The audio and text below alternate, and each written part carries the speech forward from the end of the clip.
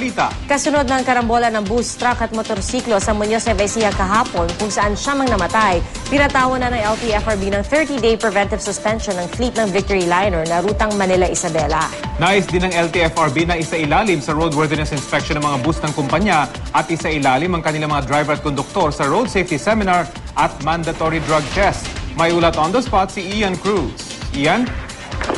Yes, Pia Rafi, sinailalim nga sa 30-day preventive suspension ng LTFRB ang fleet ng Victory Liner na may biyaheng Kawayan Isabela at Earnshaw sa Sampaloc, Maynila. Nasa 6 na bus na magkakasama sa isang prangkisa ang pinasususpende sa linyang ito ng Victory Liner. Ang suspension ay kasunod na nangyaring aksidente na kinasangkutan kahapon ng Victory Liner. Na aksidente ang bus matapos makabanggaan ng isang tanker ng iwasan umano ang isang motorsiklo.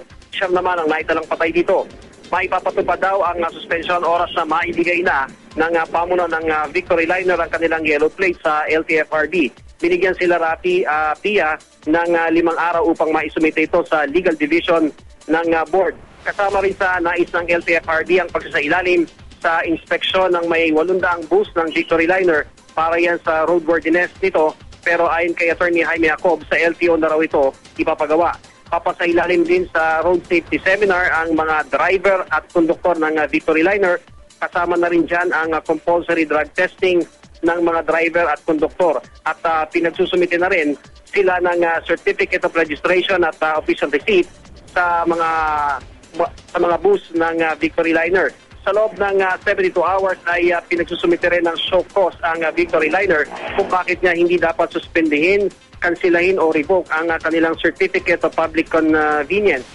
Patuloy pa rin po namin kinukuha ang pahayag ng pamunuan ng Victory Liner pero tumanggi muna silang magbigay ng statement sa mga oras na to. Pia, Rafi?